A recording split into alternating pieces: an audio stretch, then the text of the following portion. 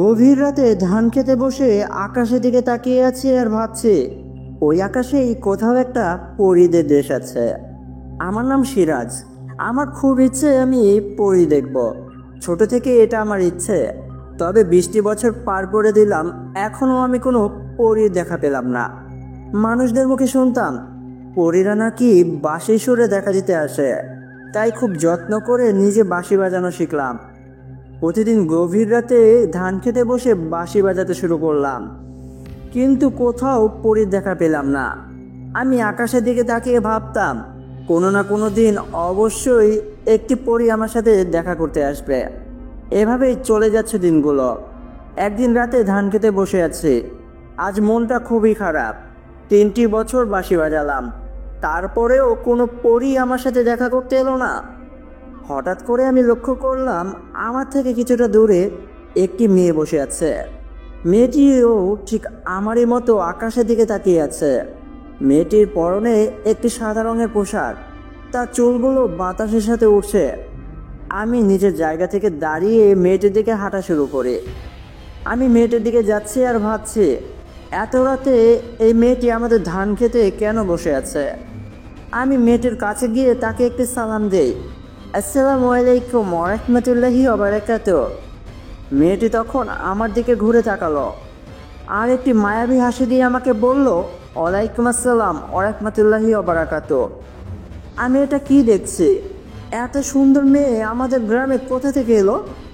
মেয়েটির মুখে খুব সুন্দর মায়াবী হাসি, চোখের কিনারা দিয়ে খুব সুন্দরভাবে কাজল দেওয়া, দুধে আলতা গায়ের রং। হাসিটা দেখে মনে হচ্ছে আমি পাগলই হয়ে যাব। আমি মেয়েটা দেখে অপলক দৃষ্টিতে কিছুক্ষণ তাকিয়ে থাকি। হঠাৎ করে আমি আমার হুঁশ ফিরে পাই মেয়েটির একটি হাসির শব্দে। মেয়েটি হাসতে হাসতে আমাকে বলছে, কি হলো, আমার দিকে আপনি এভাবে তাকিয়ে আছেন কেন? আমি হুঁশ ফিরে পাওয়ার পর মেয়েটির কাছে জানতে চাই, কে আপনি? আর এত রাতে আমাদের এই ধান খেতে কি করছেন? আর আকাশের দিকে এবার তাকিয়ে আছেন কেন আপনি? মেয়েটি তখন আমাকে বলল, আপনিও তো এখানে বসে আছেন এত রাতে আর আকাশের দিকেই তাকিয়ে আছেন। আগে আপনি বলেন আপনি কেন আকাশের দিকে তাকিয়ে আছেন? আমি তখন মেয়েটিকে বললাম, আমি তো আকাশের পরী দেখার চেষ্টা করছি। তবে আপনি কেন এখানে এসেছেন এত রাতে? মেয়েটি বলে, আপনাকে কে বলেছে পরীরা শুধু আকাশেতেই থাকে, মাটিতে থাকতে পারে না? আমি তখন বললাম, আমার দাদু দিদাদের মুখে শুনতাম পরী কিংবা জিন তারা আকাশেতেই বসবাস করে। মেয়েটি আমাকে বলা শুরু করলো, দেখুন, পরী কিংবা জিন এদের ভেতরে অনেকগুলো জাতি কিংবা গোত্র আছে। কিছু কিছু জাতির পরীরা আকাশে থাকে, কিছু কিছু জাতির পরী কিংবা জিন গভীর সমুদ্রতলে থাকে, আবার কিছু কিছু জাতি গভীর পাহাড় কিংবা জঙ্গলে থাকে। আমি তখন মেয়েটাকে বললাম, আপনি দেখছি পরীদের বিষয়ে অনেক কিছুই জানেন, এটা কি করে সম্ভব? মেয়েটি হাসতে হাসতে বলল, ধরে নিন না আমিও তাদের ভেতরেই একজন। আমি অবাক হয়ে তার কাছে জানতে চাইলাম, কি বলছেন এসব? তার মানে কি আপনিও একটি পরী? তখন মেয়েটি হাসতে হাসতে বলল, ধরে নিন না তেমনই কিছু একটা আমি বললাম, এটা হতেই পারে না। মেয়েটি বলল, কেন হতে পারে না? আমি বললাম, আপনাকে দেখে তো সাধারণ মেয়ের মতোই মনে হচ্ছে। মেয়েটি বলে, কেন মানতে পারছেন না আমি যে একটা পরী? ও আচ্ছা, বুঝতে পেরেছি, আমার পরীদের মতো ডানা নেই, আমি আকাশে উঠছি না, আমার হাতে জাদুর কাঠি নেই, তাই তো? আমি তখন বললাম, হ্যাঁ ঠিক তাই তো, আমার দাদু দিদার মুখে শুনেছি পরীরা আকাশে থাকে, কিন্তু আপনি তো মাটিতে বসে আছেন, আপনি পরী হতেই পারেন না। মেয়েটি তখন আমার উপরে কিছুটা রাগ করে আর বলে, ঠিক আছে, মানতে হবে না আমি একটি পরী, আপনি বসে থাকেন এখানে আর আকাশের পরী দেখার চেষ্টা করেন, আমি গেলাম, অনেক রাত হয়ে গেছে। মেয়েটি তখন আমার থেকে বিদায় নিয়ে ধান খেতে দিয়ে হাঁটা শুরু করলো। ধান খেতের ভিতর দিয়ে মেয়েটি আস্তে আস্তে কোথাও যেন অদৃশ্য হয়ে গেল। আমি মেয়েটি যাওয়ার পরে ভাবতে শুরু করলাম, মেয়েটি সাধারণ মেয়ের মতো থাকলেও কিন্তু তার রূপ দেখে মনে হচ্ছে পরীদের থেকেও সুন্দর সে। মেয়েটির সাথে আমার এভাবে কথা বলাটা মোটেও ঠিক হয়নি। আমি ধান খেতের দিকে কয়েকবার উঁকিঝুঁকি মারলাম মেয়েটিকে দেখার জন্য, কিন্তু এত কম সময়ের ভিতরে মেয়েটি কোথাও একটা চলে গেল। আমি ভাবতে শুরু করলাম, কোথায় আর যাবে? হয়তো বা অন্য কোনো গ্রাম থেকে আমাদের গ্রামে বেড়াতে এসেছে। আছে, আমাদের গ্রামেই আছে, আর আমাদের গ্রামটা তো তেমন কোনো বড় না, ছোটোখাটো একটি গ্রাম। অল্প কিছু বাড়িঘর নিয়েই আমাদের এই গ্রামটি। দিনের বেলায় আমি মেয়েটির খোঁজ খবর নিব, আসলে মেয়েটি কোন বাড়িতে এসেছে এগুলো ভাবতে ভাবতেই আমি আমার বাড়িতে চলে আসি। আমার এই পৃথিবীতে আপন বলতে শুধু আমার বৃদ্ধ বাবা। আমার মা অনেক দিন আগেই আমাদের রেখে চলে গেছে। মা মরার পর আমি আর আমার বৃদ্ধ বাবা আমাদের এই ছোট্ট ধান ক্ষেতটার ভিতরেই ধান চাষ করে কোনোভাবে দিন কাটাচ্ছে। বাবা আমায় কথায় কথায় বলে, খোকা তুই তো এখন অনেক বড় হয়ে গেছিস, টাকার অভাবে তো তোকে পড়াশোনা করাতে পারলাম না, কিন্তু তোকে এখন বিয়ে দিতে হবে। আমি আমার বাবাকে বলি, আমি বিয়ে করলে একটি পরী কী করব। আমি তোমাকে বলেছি না তুমি আমাকে শুধু শুধু বিয়ের কথা বলবে না। আমি যেদিন পরীর সাথে দেখা করতে পারবো তার সাথে আমি ভালোবাসার সম্পর্কে যাব, আর তাকেই তোমার এই বাড়ির বৌমা হিসাবে নিয়ে আসবো। বাবা আমার মুখে এসব কথা শুনে বলল, তোর দাদু দিদা তোকে ছোট থেকে পরীদের গল্প শুনিয়ে অনেক বড় ভুল করেছে। তোকে কতবার বলবো সিরাজ, জিন পরি বলতে কিছু হয় না রে। আমি তখন আমার বাবাকে বলতাম, তাহলে তাদের কথা পবিত্র কোরআন হাদিসে কেন এসেছে? অবশ্যই তারা আছে। বাবা তখন আমাকে বলল, হ্যাঁ মানছি তারা আছে, তবে তাদের জগৎটা আমাদের থেকে অনেকটাই আলাদা। একটি পরী কেন তোকে বিয়ে করবে? এটা কখনোই হয়নি। আমি আমার বাবাকে বলি, যেটা কেউ করতে পারেনি সেটা আমি করে দেখাবো। তোমার এই বাড়িতে একটি পরী বউ হয়ে আসবে, তুমি আমার কথাটা মিলিয়ে নিও। সেদিন রাতেও আমি আমাদের ধান খেতে এসে বসে থাকি, কিন্তু কেন জানি না আজকে আমি আকাশের পরীকে না, মাটিতে থাকা সেই মেয়েটির খোঁজ করছি। দিনের বেলাতে আমি প্রত্যেকটি ঘরে ঘরে গিয়ে সেই মেয়েটির খোঁজ করেছি। আমাদের গ্রামে সেই মেয়েটি বেড়াতে আসেনি। তাহলে আসলে সেই মেয়েটি কে? মেয়েটি তো গতকাল রাতে আমাকে বলেছিল সে একটি পরী। তাহলে কি আমি ধরে নেব সে আসলেই পরী? কিন্তু তার তো পরীদের মতো কোনো ডানা নেই, সে কি করে পরী হতে পারে? এগুলোই ভাবছিলাম আর মেয়েটিকে খুঁজছিলাম চারিপাশে। সেদিন রাতের অনেক গভীর হয়ে যায়, কিন্তু মেয়েটি আমার সাথে দেখা করতে আসে না। আমি ভাবলাম হয়তোবা মেয়েটি চলে গেছে আমাদের গ্রাম ছেড়ে, আর কখনোই আমার সাথে দেখা করতে আসবে না। আজকে বরঞ্চ এখান থেকে চলে যাই। এভাবে 15টি দিন পার হয়ে যায়। আমি প্রতিদিন রাতে আমাদের ধান খেতে বসে থাকি। আমার মনটা এখন খুবই খারাপ থাকে। আমি এখন আর পরীর সন্ধান করি না, আমি চারিপাশে খুঁজি সেই মায়াবী মুখটি যাকে আমি সেদিন রাতে দেখেছিলাম। আমি জানি আজও সে আসবে না, তাই মন খারাপ করে বাড়ির পথে হাঁটা দেব। ঠিক তেমন সময় আমার পেছন থেকে কেউ একজন বলে উঠল, কি হলো গো, চলে যাচ্ছেন কেন? আকাশের পরী দেখবেন না? আর কিছুক্ষণ বসে থাকেন, পেলে পেতেও পারেন তার দেখা। আমি পিছনে ঘুরে তাকিয়ে দেখি এটা তো সেদিন রাতের ওই মেয়েটি। আমি মেয়েটিকে বলি, মোটেও না, আমি আকাশের দিকে তাকিয়েছিলাম না। আসলে বলতে গেলে আমি কিছুদিন যাবৎ আপনাকেই মনে মনে খুঁজছিলাম। মেয়েটি বলল, কেন? আমাকে কেন খুঁজছেন আপনি? আমি তো আপনাদের মতোই মানুষ, আমি তো পড়ি না, আমি তো আকাশের পড়ি না। আপনি তো আকাশের পরে দেখতে চান, আপনি কেন আমাকে খুঁজতে যাবেন? আমি বললাম, আপনি কি আমার উপরে রেগে আছেন? সত্য কথা বলতে আমি আপনাকে অনেক দিন যাবৎ খুঁজছি, এই গ্রামের প্রত্যেকটা ঘরে ঘরে খুঁজেছি, কিন্তু আমি কোথাও আপনার কোনো খোঁজ পাইনি। আপনি কোথায় এসেছেন, কার বাড়িতে এসেছেন, আমি কিছুই জানি না। মেয়েটি উত্তরে আমাকে বলে, আপনাকে আমি কি করে বোঝাবো? আমি আপনাদের মতো মানুষ না, আমি আসলে একটি পরী। আমি মেয়েটিকে বলি, কেন আপনি আমার সাথে মিথ্যে কথা বলছেন বারবার? আপনি আপনার আসল পরিচয়টা আমাকে দেন না দয়া করে, আমার জানতে খুব ইচ্ছে করছে। মেয়েটি বলে, আপনি কেন বুঝতে চাচ্ছেন না বলেন তো? ঠিক আছে, আপনার ধারণা মোতাবেক পরীদের ডানা আছে, পরীরা আকাশে উঠতে পারে, তাদের হাতে একটি জাদুর কাঠি থাকে, তাই তো? আমি বলি, হ্যাঁ, ছোট থেকে তো আমি এমনটাই শুনে আসছি। মেয়েটি তখন আমাকে বলে, ঠিক আছে, আপনি আপনার চোখ দুটো বন্ধ করেন, আমি যতক্ষণ না না বলবো আপনি দয়া করে আপনার চোখ দুটো খুলবেন না। আমি বলি, ঠিক আছে। আমি মেয়েটির কথা মতো আমার চোখ দুটো বন্ধ করে ফেলি। কিছুক্ষণ পর মেয়েটি আমাকে বলে, এখন আপনি আপনার চোখ দুটো খুলে ফেলেন। আমি চোখ খুলে দেখতে পাই এখন মেয়েটি আমার সামনে মাটিতে দাঁড়ানো না, মেয়েটি আকাশে উঠছে, আর তার শরীরের অন্যরকম একটি পরিবর্তন। সে এখন আর সাদা কোনো পোশাক পরে নেই, তার সাদা পোশাকের বদলে একটি টকটকে লাল পোশাক তার শরীরে।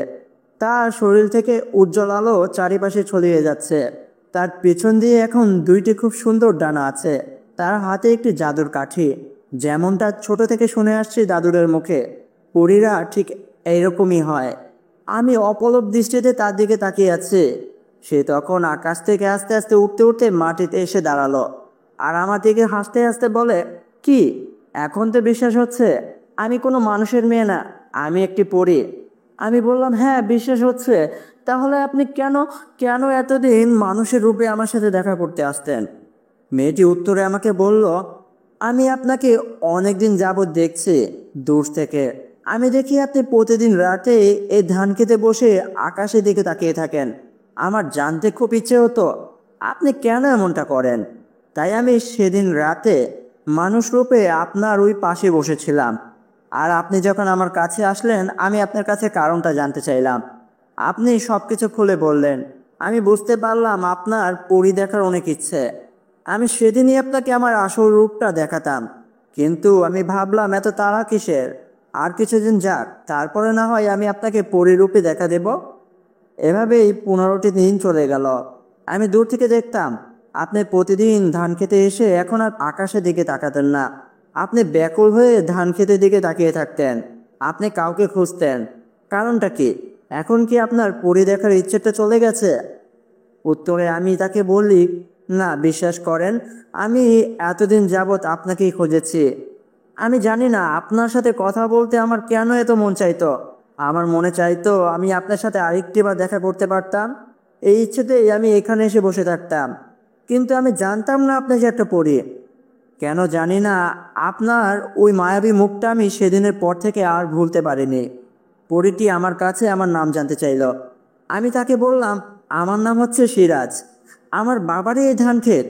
আমি দিনের বেলাতে বাবার সাথে এই ক্ষেতেই কাজ করি, আর রাতের বেলায় বসে থাকি আকাশের পরী দেখার আশায়।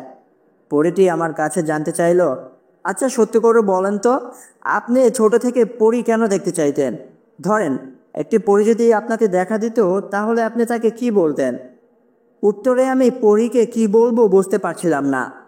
আমি মনে মনে ভাবছিলাম, কি বলবো এখন আমি? আমি তো ছোট থেকেই পরী দেখতে চাইতাম একটি কারণে, আমি পরীকে ভালোবাসবো, তাকে বিয়ে করব। তাছাড়া আমি বাবাকেও কথা দিয়েছি, এই বাড়িতে কোনো মেয়ে বউ হয়ে আসলে সে একটি পরী আসবে। আমি একটি পরীকেই বিয়ে করে আমার বাবার বৌমা হিসাবে বাড়িতে নিয়ে যাব। এগুলো আমি কি করে পরীকে বলি? তখনই পরী আমাকে অবাক করে দিয়ে বলে, আপনি কি জানেন পরীরা মানুষদের মনের কথা শুনতে পারে? তার মানে কি? এখন আমি যা যা মনে মনে ভাবলাম সব কিছুই এই পরীটা শুনে গেছে। এখন কি হবে? সে তো আমার উপরে রাগ করবে, আর কখনোই আমার সাথে দেখা করতে আসবে না। এগুলোই ভাবছিলাম। পরীটা আমার ভাবনাকে ভুল প্রমাণিত করে দিয়ে বলল, ভয় পাবেন না সিরাজ, আমি আপনার উপরে রাগ করিনি। সবারই কোনো না কোনো ইচ্ছে থাকে। আপনারও ইচ্ছে আছে। আপনার ইচ্ছে আপনি একটি পরীকে বিয়ে করবেন। এটা তো ভুল কোনো ইচ্ছে না, বা খারাপ কোনো ইচ্ছে না। আপনার মনে এরকম ইচ্ছে থাকতেই পারে। ঠিক আছে, আমি এরপর যখন পরীদের দেশে যাব, আপনার জন্য একটি টকটকে লাল মিষ্টি একটি পরীকে ধরে নিয়ে আসব, আর আপনার সাথে বিয়ে করিয়ে দেব। কি এখন খুশি তো? আমি পরীকে বলি, আপনি খুবই ভালো মনের একটি পরী। আপনি কি আপনার নামটা আমাকে বলবেন? সে বলল, আমার নাম আয়শা পরী। মাশাল্লাহ, খুব সুন্দর নামটি আপনার, ঠিক আপনারই মতো। তো আয়শা পরী, আপনার তো ডানা আছে, আপনি তো চাইলেই মুক্ত আকাশে উড়ে বেড়াতে পারেন। তাহলে কেন এই মাটিতে চলাফেরা করেন আপনি?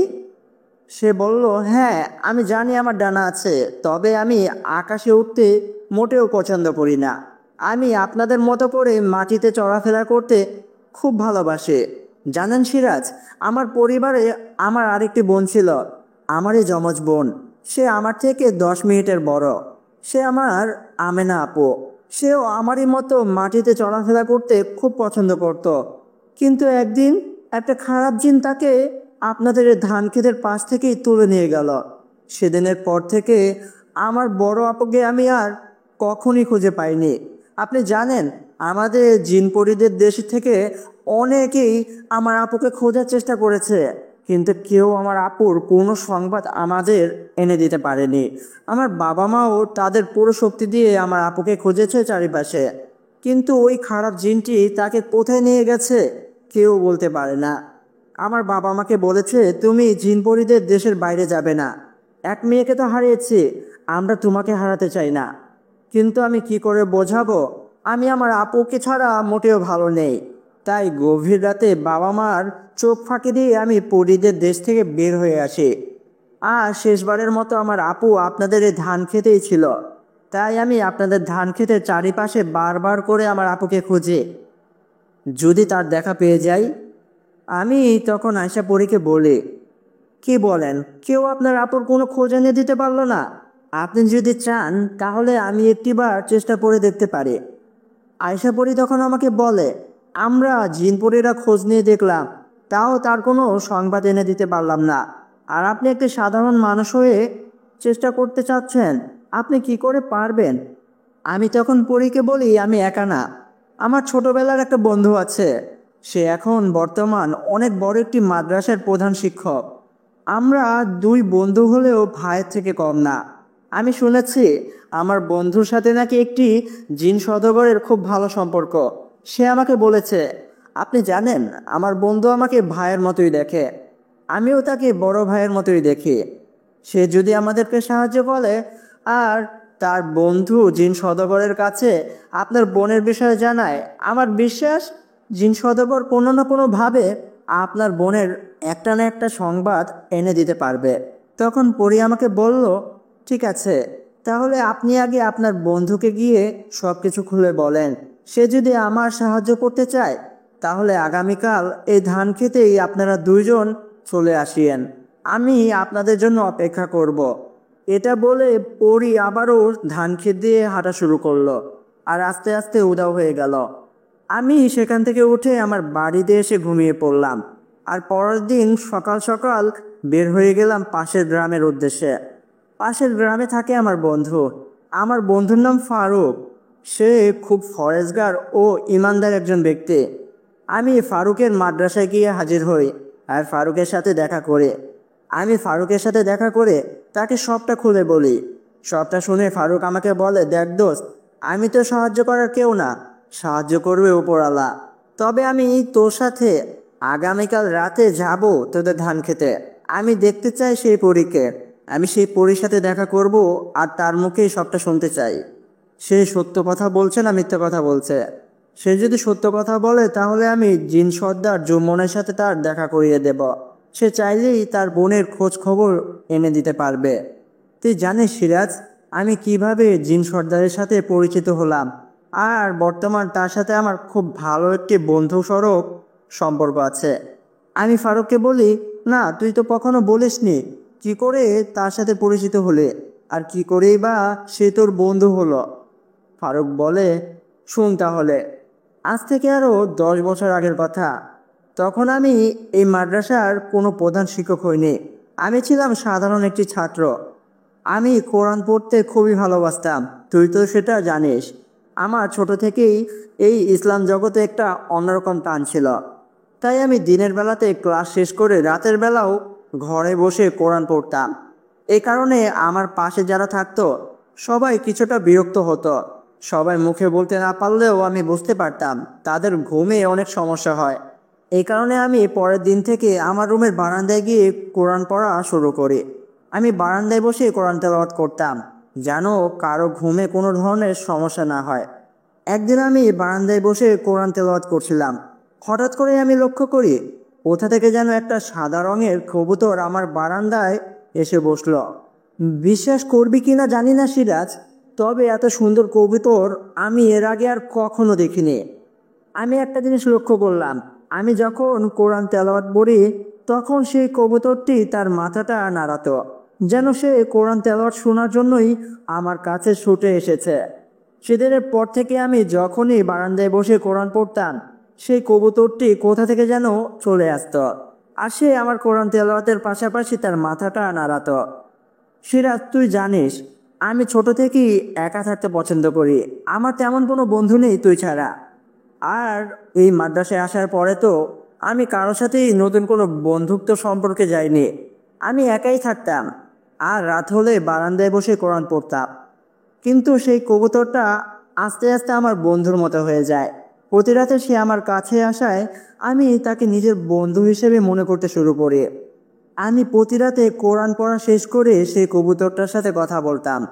তুই বিশ্বাস করবি কিনা জানি না সিরাজ, সেই কবুতরটি আমার কথা শুনে তার মাথা নাড়াতো, যেন সে আমার কথাগুলো বুঝতে পারছে। আস্তে আস্তে আমি সেই কবুতরটাকেই নিজের বন্ধু হিসাবে মনে করতে শুরু করি আর প্রতি রাতেই তার সাথে কথা বলতে শুরু করি। একদিন রাতে আমি ঘুমিয়েছিলাম। সেদিন রাতে আমি খুব অদ্ভুত ধরনের একটা স্বপ্ন দেখি। আমি স্বপ্নের মাঝে দেখছিলাম আমি আমার খাটের উপরে শুয়ে আছি আর আমার পাশে বসে কেউ একজন আমার মাথায় হাত বুলিয়ে দিচ্ছে। আমি চোখ খোলার অনেক চেষ্টা করি, দেখার চেষ্টা করি কে সে, কিন্তু আমি আমার চোখ দুটো খুলতে পারছিলাম না। কেউ একজন আমার মাথায় হাত বোলাচ্ছে আর বলছে, তুমি খুব সুন্দর করে কোরআন তেলাওয়াত করতে পারো, আর আমি প্রতি রাতেই তোমার কাছে আসি কবুতর রূপে। কবুতর রূপে আমি তোমার কোরআন তেলাওয়াত শুনি। তুমি যেমন কয়েকদিন আমাকে আপন নিজের বন্ধু হিসেবে মনে করতে শুরু করেছো, আমিও তোমাকে নিজের খুব কাছের একজন বন্ধু হিসেবে মনে করতে শুরু করেছি। আমি তোমার স্বপ্নে এই কারণে আসলাম, যেন বাস্তবে তোমার সামনে আসার পর তুমি আমাকে দেখে ভয় না পাও। আসলে তোমাদের মতো আমি মানুষটা তো, আমি তো একটি জিন। বন্ধু আমার, আমি চাই তুমি আমাকে ভয় না পাও, কারণ আমি কোনো খারাপ জিন না। আমি খুব ফরেজগার একজন জিন বন্ধু। আমি তোমারই মতো 5 ওয়াক্ত নামাজ পড়ি আর আল্লাহ পাককে খুব বিশ্বাস করি। প্রিয় বন্ধু আমার, আগামীকাল আমি আবারও বারান্দায় এসে তোমার কোরআন তেলাওয়াত শুনব। কিন্তু তুমি যদি আমাকে ভয় পাও, তাহলে তুমি বারান্দায় এসে শুধু একটিবার বলো, আজকে তুমি এসো না, বা তুমি আর কখনো এসো না। আমি আর তোমার সামনে কখনো আসবো না বন্ধু। আর যদি তুমি মনে করো একটি জিন তোমার বন্ধু হবে আর তুমি তার সাথে বন্ধু স্বরূপ সম্পর্ক রাখতে চাও, তাহলে তুমি আজ রাতে আমাকে স্মরণ করো। স্মরণ করতে হবে না, তুমি শুধু কোরআন তেলাওয়াত করো নির্ভয়ে, দেখবে আমি তোমার কাছে চলে আসব। প্রিয় বন্ধু, তুমি ভালো থেকো। আল্লাহ হাফেজ। আসসালামু আলাইকুম। আর ভয় পাওয়ার কোনো দরকার নেই। তুমি এখন তোমার চোখ দুটো খুলতে পারবে। তোমার ঘুমটা এখন ভেঙে যাবে।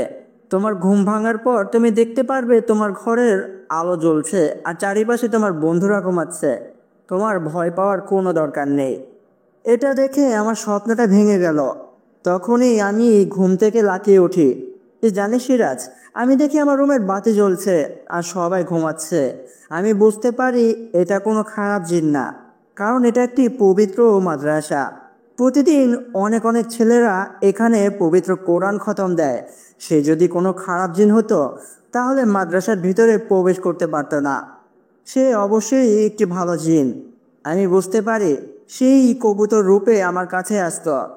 আমি মনে মনে সিদ্ধান্ত নেই, আমি আগামীকাল বারান্দায় বসে কোরআন তেলাওয়াত করব। আমি মনে মনে সিদ্ধান্ত নিয়েছিলাম একটি জিন আমার বন্ধু হবে। এতে তো কোনো খারাপের কোনো বিষয় না, একটি জিন আমার বন্ধু হতেই পারে। তাছাড়া তুই ছাড়া তো আমার আর কোনো বন্ধু নেই। আমি পরের দিন আমার বারান্দায় বসে কোরআন তেলাওয়াত করছি। হঠাৎ করে একটি গায়েবী স্বর আসলো আমার কানে। কেউ একজন আমার কানে কানে বলছে, প্রিয় বন্ধু, আমি চলে এসেছি। তুমি তোমার চোখ দুটো বন্ধ করো, তাহলে আমি তোমার সামনে দৃশ্যমান হতে পারবো। আমি তার কথা মতো আমার চোখ দুটো বন্ধ করে ফেলি। কিছুক্ষণ চোখ বন্ধ করে কোরআন তেলাওয়াত করার পর আমি আস্তে আস্তে নিজের চোখটা খুলে। আমি চোখ খোলার পর দেখতে পাই আমার সামনে বসা একটি বৃদ্ধ লোক, যার পরনে ছিল খুব সুন্দর একটি সাদা জুব্বা, মাথায় ছিল একটি সাদা টুপি, হাতে ছিল কালো একটি তরসি। আর সে আমার কোরআন তেলাওয়াতের সাথে সাথে মাথা ঝোলাচ্ছে আর জিকির করছে। সে আসার পর থেকেই আমার বারান্দাটা সুন্দর একটি বেলি ফুলের ঘ্রাণে ভরে যাচ্ছে। আমি বুঝতে পারি সেই এতদিন আমার কাছে আসতো কবুতর রূপে, আর গতকাল স্বপ্নে সে এসেছিল। আমি তাকে দেখে আস্তে আস্তে আমার কোরআন পড়াটা থামিয়ে দেই। সে এখন আমার দিকে তাকিয়ে আছে। বিশ্বাস করবি কিনা জানি না সিরাজ, এর আগে আমি এত মায়াবী মুখ কখনো দেখিনি। সে একটি মিষ্টি হাসি দিয়ে আমাকে বলে, কেমন আছো প্রিয় বন্ধু? আমি তাকে বলি, এই তো আলহামদুলিল্লাহ ভালো আছি, আপনি কেমন আছেন? সে বলে আমি অনেক ভালো আছি। আমি তার কাছে তার নাম জানতে চাই। সে আমায় বলে আমার নাম জুম্মন। প্রিয় বন্ধু, তুমি জানো আমি একটি ছোটখাটো জিন সওদাগর। আমার কাছে আছে 1,00,000 জিন, যারা সকলেই আমাকে তাদের মহারাজ বলে ডাকে। আমি এই কথা শুনে অনেকটাই অবাক হই, আর তার কাছে বলি, তাহলে কি আমিও আপনাকে মহারাজ বলে রাখবো? তখন সে আমায় বলে, মোটেও না, তুমি তো আমার প্রিয় বন্ধু, তুমি কেন আমাকে মহারাজ বলে রাখবে? তুমি আমাকে জুম্মন অথবা বন্ধু বলে রাখতে পারো। আজকের পর থেকে আমি প্রতি রাতে তোমার সাথে দেখা করতে আসবো বন্ধু। তুমি আমাকে তোমার মধুর কণ্ঠে কোরআন পড়ে শোনাবে তো? আমি বলি, হ্যাঁ, অবশ্যই শোনাবো। আজকের পর থেকে প্রতি রাতে আমি আপনাকে কোরআন পাঠ করে শোনাবো। এভাবেই আমাদের বন্ধু স্বরূপ সম্পর্কটা তৈরি হয়। আমি জুম্মনকে বলি, আপনি তো আমার থেকে অনেকটা বলো, আপনাকে আমি বন্ধু বলে ডাকবো, এটা কেমন দেখায় না? জুম্মন তখন আমাকে বলেছিল, দেখো, তুমি তো মাদ্রাসায় পড়ো, তোমার এই কথাটা জানা দরকার। যে কোনো বয়সী মানুষ যে কোনো বয়সী মানুষকে বন্ধু বানাতে পারে। আমি তোমাকে বন্ধু অবশ্যই বানাতে পারি, এটা কোনো খারাপ কিছু না। আমি বলি, ঠিক আছে, আজকের পর থেকে আপনি আমার কাছের একজন বন্ধু। সেদিনের পর থেকে জিন সওদাগর জুম্মন আমার সাথে প্রতি রাতে দেখা করতে আসে। এভাবে চলছে আমাদের দিনগুলো। আমি ফারুককে বলি, হ্যাঁ, সব বুঝতে পারলাম। এখন দোস্ত, তোকে আমার সাহায্য করতেই হবে। হ্যাঁ, ঠিক আছে, তুই বলেছিলি সাহায্য করার মালিক উপর আল্লাহ। তবে তুই আর জুম্মন যদি একটু চেষ্টা করিস, তাহলে আমেনা পরীকে আমরা খুঁজে বের করতে পারবো। ফারুক বলে, হ্যাঁ, কিন্তু তার আগে আমি জুম্মনের সাথে কথা বলবো। আমি আমার বন্ধুকে সবটা জানাবো, আর গতকাল তোর সাথে তোদের ধান খেতে যাব। আমি বলি, ঠিক আছে। আমি ফারুকের থেকে বিদায় নিয়ে আসতেই যাব, ফারুক তখন আমাকে বলে, শুনে রাখ, সেই পরীটা যদি মিথ্যে কথা বলে তাহলে আমি তাকে কোনো ধরনের সাহায্য করব না। আমি ফারুকের কাছে জানতে চাই, তুই কিভাবে বুঝবি সে যে মিথ্যে বলছে না সত্য বলছে? ফারুক আমাকে বলে, দেখ বন্ধু, কেউ যদি মিথ্যা কথা বলে, সে সবগুলো কথা গুছিয়ে বলতে পারবে না কোনোভাবেই। মিথ্যে বলতে গেলে, কথা বলতে গেলে আটকে আটকে যাবে। এটা তুই দেখলেই বুঝতে পারবি। তার সাথে কথা বলে বুঝতে পারবো সে কি আসলেই সত্য বলছে, তার বোনকে কেউ একজন উঠিয়ে নিয়ে গেছে, নাকি মিথ্যে বলছে। আমি বলি, ঠিক আছে, তুই আগে আয়, তুই তার সাথে কথা বল। তুই কথা বললেই বুঝতে পারবি আয়শা পরি কি মিথ্যে বলছে না সত্য বলছে। আমি তার থেকে বিদায় নিয়ে চলে আসি। পরের দিন বিকেলবেলা ফারুক আমাদের বাড়িতে আসে। আমরা দুই বন্ধু একসাথে আমাদের ধান ক্ষেতের দিকে হাঁটা শুরু করি। আমরা ধান খেতে উপস্থিত হয়ে চারিপাশে কাউকে খুঁজে পাই না। আয়শাপুরীকে খুঁজতে শুরু করি। আয়শাপুরী আশেপাশে কোথাও নেই। আমি তার নাম ধরে কয়েকবার ডাকি, কিন্তু কোথাও তাকে খুঁজে পাচ্ছি না। তখন আমার বন্ধু ফারুক আমাকে বলে, দেখলি তো, সেটা ছিল একটি খারাপ পরী। আসলে সে তোর কোনো ক্ষতি করার জন্য এসেছিল, কোনো না কোনো ফাঁদে তোকে ফেলতে চেয়েছিল। যাই হোক, বাদ দে এসব, চল আমরা এখন ফিরে যাই। আমি আর ফারুক যখন ধান ক্ষেত থেকে বাড়ির পথে হাঁটা দেব, তখনই আমার কানে একটি চিৎকার ভেসে আসে। কেউ একজন চিৎকার করে বলছে, আমাকে বাঁচাও। আমি আর ফারুক আমাদের ধান ক্ষেতের দিকে লক্ষ্য করি, শব্দটা সেখান থেকেই আসছে। আমি আর ফারুক সেদিকে হাঁটা শুরু করি। আমি আর ফারুক ধান ক্ষেতের ভিতরে প্রবেশ করে দেখতে পারি আয়শাপুরী মাটিতে শুয়ে আছে, আর তার উপরে শুয়ে আছে অদ্ভুত দেখতে একটি প্রাণী। প্রাণীটির মাথাটা দেখতে শেয়ালের মতো, আর বাকি সব অর্গানগুলো দেখতে মানুষের মতোই। সে আয়শাপুরীর ঘাড়ে চুমু খাচ্ছে, আর তার জামাটা টেনে টেনে ছিঁড়ছে। সে তার সাথে সহবাস করার চেষ্টা করছে। আমি এটা দেখে খুব রেগে যাই, আর আমার হাতের পাশ থেকে একটি লাঠি নিয়ে সেই প্রাণীটাকে একটি বাড়ি দেই, আর এক লাঠি দিয়ে আয়শাপুরীর উপর থেকে সরিয়ে ফেলি। আয়শাপুরী ততক্ষণে অজ্ঞান হয়ে গেছে। আমাকে দেখে সে প্রাণীটা উঠে দাঁড়ায়, আর আমাকে আর ফারুককে বলে, তোদের এত বড় সাহস মানুষের বাচ্চা, তুই আমার গায়ে হাত তুলিস? আজকে তোদের দুইটাকে এখানে গেড়ে রেখে দেব, তারপরে এই পরীটার সাথে আমি সহবাস করব, পারলে তোরা আটকা। সেই হিংস্র দেখতে প্রাণীটা আস্তে আস্তে আমার দিকে ছুটে আসে। এটা দেখে ফারুক আমাকে সরিয়ে দিয়ে তার সামনে এসে দাঁড়ায়। সেই হিংস্র প্রাণীটা ফারুককে ছুঁড়ে মারে আরেকটি পাশে। সে একটি গাছের সাথে বাড়ি খেয়ে পড়ে যায়। তারপরও সেই হিংস্র প্রাণীটা আমার গলায় চাপ দিয়ে ধরে। আমি নিঃশ্বাস নিতে পারছিলাম না। সেই মাটি থেকে কয়েক হাত উপরে আমাকে তুলে ফেলে আর বলতে থাকে, তোর আজকে শেষ দিন, তুই আমার শিকারকে ভোগ করতে দিসনি, তুই তার সাথে আমাকে সহবাস করতে দিসনি, আমি তোকে আজকে মেরেই ফেলবো। এটা বলছিল সে, আর আমার গলায় চাপ দিয়ে ধরে রেখেছিল। আমি নিজের নিঃশ্বাসটাও নিতে পারছিলাম না। তখনই কোথা থেকে ধান ক্ষেতের বাতাস বইতে শুরু করলো। চারিপাশে অনেক বাতাস বইছে, আর একটি বৃদ্ধ লোক আস্তে আস্তে ধান ক্ষেতের মাঝখান দিয়ে আমাদের কাছে আসতে শুরু করে। বৃদ্ধ লোকটাকে দেখে সেই অদ্ভুত দেখতে প্রাণীটা আমার গলা ছেড়ে দেয় আর কেমন যেন একটা ভয় পেতে শুরু করে। সেই বৃদ্ধ লোকটা আসার পর থেকে চারিপাশে খুব সুন্দর করে মিষ্টি বেলি ফুলের ঘ্রাণ বইতে শুরু করে। সেই বৃদ্ধ লোকটা আস্তে আস্তে শুরুতে ফারুকের কাছে যায় আর ফারুককে টেনে তোলে, আর ফারুক আর বৃদ্ধ লোকটা আমার কাছে এসে দাঁড়ায়। বৃদ্ধ লোকটাকে দেখে সে প্রাণীটা বলে, আমি আমি চলে যাচ্ছি, আমার কোনো ক্ষতি করো না, আমি চলে যাচ্ছি, তুমি তোমার সাথীদের এখান থেকে যেতে বলো। তখন বৃদ্ধ লোক বলে, কেন রে, ভয় পাচ্ছিস নাকি? তোকে আমি ছেড়ে দিতাম, সত্যিই ছেড়ে দিতাম, কিন্তু তুই এতটাই জঘন্য। কোনো মানুষের মেয়ে কিংবা কোনো পরীকে যদি একা পাস, তাহলে তুই তার সাথে সহবাস করিস, এটা মোটেও ঠিক না। তোকে তো মরতেই হবে, তুই এতদিন অনেক পাপ কাজ করেছিস, আজকেই তোর পাপের শেষ দিন, আজকে তোকে মরতে হবে। ওই তোরা ওকে নিয়ে যা, এখান থেকে অনেক দূরে নিয়ে যা। আসুন, ওকে সহজ মৃত্যু দিবি না, শুরুতে ওর দু হাত পা কেটে দিবি, তারপরে ওর জিবলাটা কেটে দেবে, তারপরে ওর চোখ দুটো উপড়ে ফেলবে, যে চোখ দিয়ে ও খারাপ কাজ করত, তারপরে ওকে গলা কেটে হত্যা করবে। যা নিয়ে যা।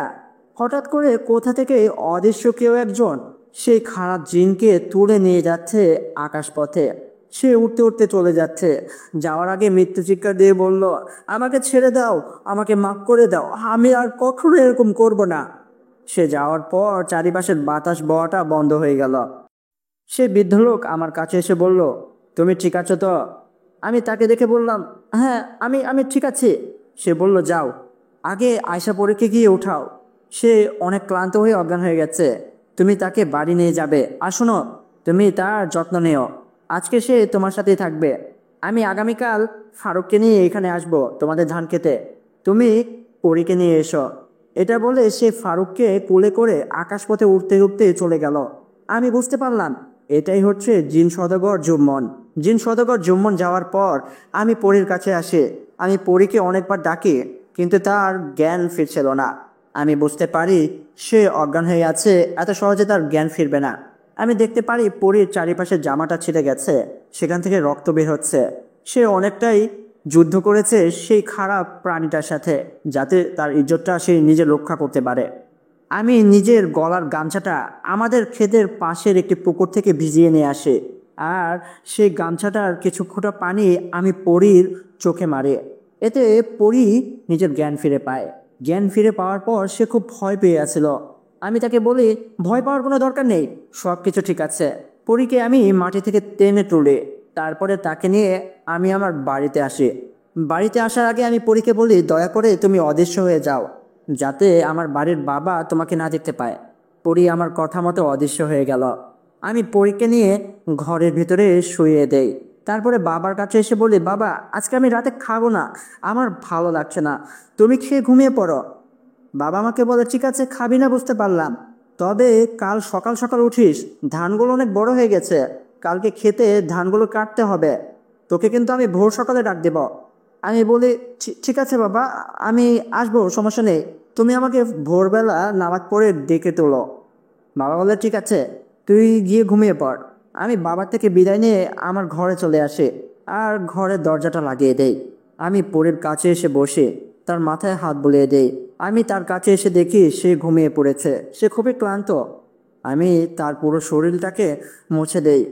আমি নিজের চোখ দুটোকে বেঁধে ফেলে, তারপর আমার মার রাখা একটি শাড়ি পরীকে পরিয়ে দেই। আমার এতে অনেক কষ্ট হয়েছিল, কারণ চোখ বাঁধা অবস্থায় আমি তার কাপড় বদলে দেই। তারপরে আমি পরীর পাশেই বসেছিলাম, তার মাথায় হাত বুলিয়ে দেই। কখন যে নিজের অজান্তে আমি ঘুমিয়ে পড়ি তার মাথার উপরে মাথা রেখে, নিজেও বলতে পারবো না। আমার ঘুম ভাঙে পরীর একটি ডাকে। পরী আমাকে বলছে, কি হলো, ওঠেন, ফজরে আজান হচ্ছে, আসেন দুজনে একসাথে নামাজটা পড়ে নেই। আমি চোখ খুলতে দেখতে পারি পরী এখন অনেকটাই সুস্থ। আমি আয়শা পরীকে বলি, আপনার শরীর এখন কেমন আছে? আয়শা পরী আমাকে বলে, আপনি যেভাবে আমার সেবা করলেন আমি তো অনেকটাই সুস্থ হয়ে গেছি। সে আমার কাছে জানতে চাইলো আমার শরীরের পোশাক কি বদলেছে। আমি বলি, আমি বদলেছি, কিন্তু কসম আল্লাহ, বিশ্বাস করেন আমি আমার চোখ দুটোকে বেঁধে ফেলেছিলাম যাতে আপনার অন্য কোনো কিছু আমি না দেখি, বিশ্বাস করেন। পরি আমাকে বলে, আমি আপনাকে বিশ্বাস করি, আপনি খুব ভালো ও ইমানদার একজন ব্যক্তি। আপনি কোনো বাজে উদ্দেশ্যে আমার জামাটা বদলান নাই আমি বুঝতে পেরেছি, তবে এই শাড়িটা আমাকে খুব ভালো মানিয়েছে। আসেন আমরা নামাজটা পড়ে ফেলে। আমি আর পরি আমাদের বাড়ির পাশ থেকে একটি পুকুরে অজু করে আসি। তারপরে ঘরে এসে আমরা একসাথে ফজরের নামাজ আদায় করি। ফজরের নামাজ পড়া শেষ হতে হতেই বাবা আমার ঘরের বাইরে এসে আমাকে ডাকতে শুরু করে আর আমাকে বলে, কিরে, ঘুম থেকে উঠ, যাবি না খেতে? ধানগুলো কাটতে হবে যে। আমি বলি, হ্যাঁ বাবা, আমি উঠেছি, আমি নামাজ পড়লাম, তুমি আগাও, আমি আসতেছি।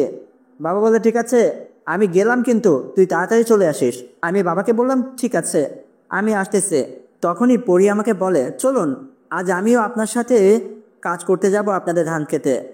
আমি বলি, না না, আপনাকে দেখে তো বাবা ভয় পাবে। পরি বলে, সমস্যা নেই, আমি অদৃশ্য হয়ে থাকবো দিনের বেলাতেও, আপনার বাবা আমাকে দেখতে পারবে না।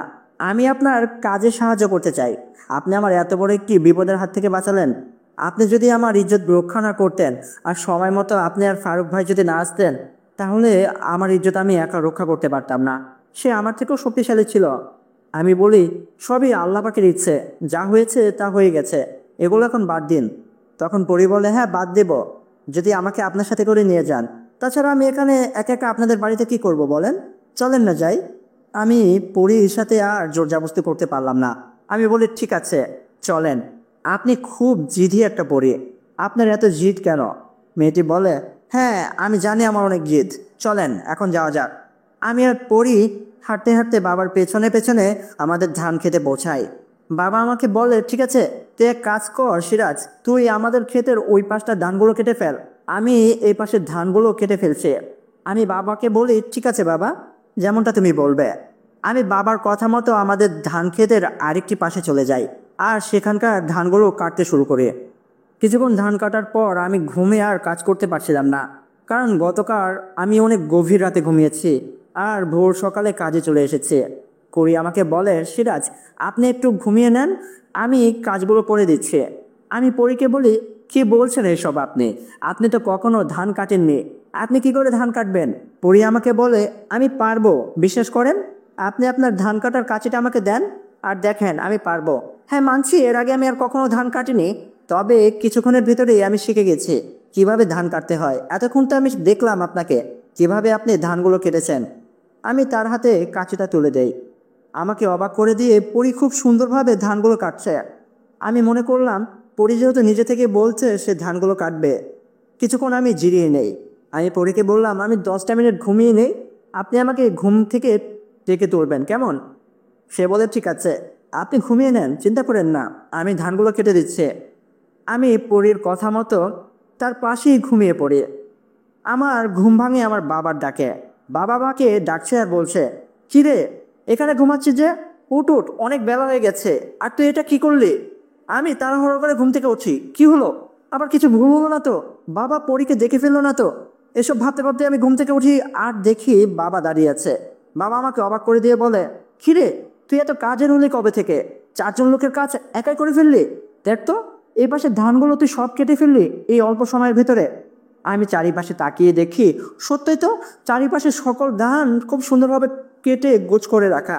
বাবা আমাকে বলল, তুই এত কম সময় এগুলো পড়লি কিভাবে সিরাজ?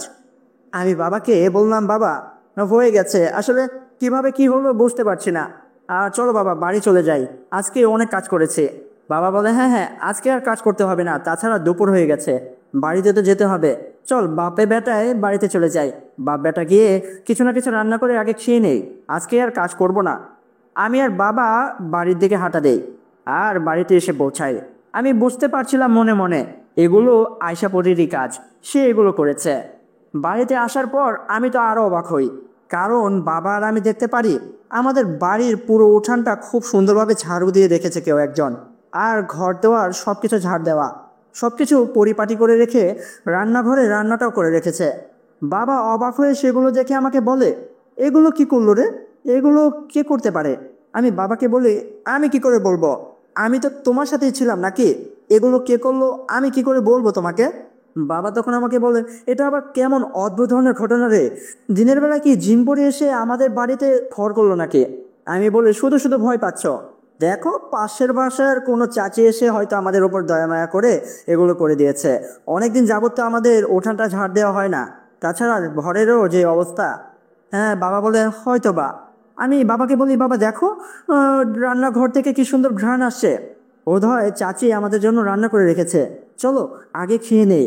বাবা আমাকে এক ধমক দিয়ে বলল, না না না, ওই খাবার খাওয়া যাবে না। যদি তোর পাশের বাড়ির চাচি রান্না না করে রাখে, যদি অন্য কেউ রান্না করে থাকে তো, আর খাবারের ভিতরে বিষ থাকলে আমরা তো মারা যাবো, তাই না? আমি বাবাকে বলি, তোমার যে আজগুবি কথাবার্তা, আমরা কি লাখ টাকা কামাই নাকি যে আমাদেরকে মেরে কারো কোনো লাভ হবে? আমরা বাপ বেটা দিনমজুর, কোনোভাবে ধান চাষ করে আমাদের পেট চলে। আমাদেরকে মেরে কার কি লাভ শুনি? চলো, তুমি শুধু শুধু ভাবছো এগুলো। বাবা তখন বলে, হ্যাঁ হয়তো বা, আমি আসলে বোধহয় একটু বেশি বেশি ভাবছি। চল আগে খেয়ে নেই, দেখা যাবে পরে যা হবে। আমি আর বাবা আমাদের রান্নাঘরের দিকে যাই আর সেই খাবারগুলো খাই। খাবারগুলো খেয়ে আমি খুব অবাক হই। এত সুন্দর, এত সুস্বাদু রান্নায় এর আগে আর আমি কখনো খাইনি। বাবা আমাকে বলে, কিরে, তোর পাশের বাসার চাচির রান্না তো এর আগেও আমরা অনেকবার খেয়েছি। কই, তার রান্না তো এত মজার হয় না। আজকের রান্নাটা একটু বেশি মজা হয়েছে। আমি বাবাকে বলি, হ্যাঁ বাবা, অনেক মজা হয়েছে। আমি বাবাকে বলি, বাবা খাওয়া দাওয়া তো হলো, এখন তুমি তোমার মতো ঘুমাতে যাও, আমি আমার ঘরে গিয়ে ঘুমিয়ে পড়ি। আমি আবার রাতের বেলায় ধান খেতে যাব।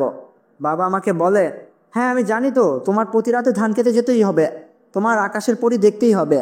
তোকে আর কি বলবো, তোর কোনো দোষ দিয়ে লাভ নেই তো, সব দোষ আমার মার, মানে তোর দাদির। কেন যে সে তোকে ছোট থেকে পরীর গল্প শুনিয়ে বড় করলো, কিছুই বুঝতে পারলাম না। আমি মাকে পেলে যে এখন কি করতাম। আমি বলি, শুধু শুধু আমার দাদিকে দোষারোপ করো না, পরী আছে, তুমি বিশ্বাস করো আর না করো। এটা বলে আমি আমার ঘরে চলে আসি। আমি ঘরে এসে আমার দরজাটা লাগিয়ে দেই। দরজা লাগানোর পর আমি দেখতে পারি পরী খাটের উপরে বসে আছে। আমি তার কাছে গিয়ে বলি, কি ব্যাপার, এগুলো আপনি করছেন তাই না? এই সকল কাজ, যেমন এই যে ধানগুলো কেটে রাখা, তারপরে বাড়ি ঘর ঝাড় দেওয়া, তারপরে এত সুস্বাদু মজাদার রান্না করা, তাই না? পরী আমাকে বলে, হ্যাঁ ঠিকই ধরেছেন, আপনার সংসারের যাবতীয় কাজ আমিই করেছি নিজ হাতে। নিজ হাতে রান্না করেছি আপনাদের জন্য, নিজ হাতে আপনার ধান খেতে সকল ধানগুলো কেটে দিয়েছে। আমি পরীকে বলি, এগুলো করার কি দরকার ছিল? হ্যাঁ, পরী আমাকে বলে, ধরে নিন আপনার না অনেক দিনের ইচ্ছে, কোনো পরী আপনার বউ হয়ে এই বাড়িতে আসবে, আর সে যদি এই বাড়িতে বউ হয়ে আসে তাহলে তার এগুলোই করতে হবে। তাই আগে ভাগে নিজে প্র্যাকটিস করছে আর শিখে রাখছে সব কিছু। কেমন হয়েছে আমার রান্না? আমি বলি, কি কি বলতে চাচ্ছেন আমি বুঝতে পারছি না। পরী আমাকে বলে, আপনার বুঝতে হবে না, আপনি একটা বোকার ডিম।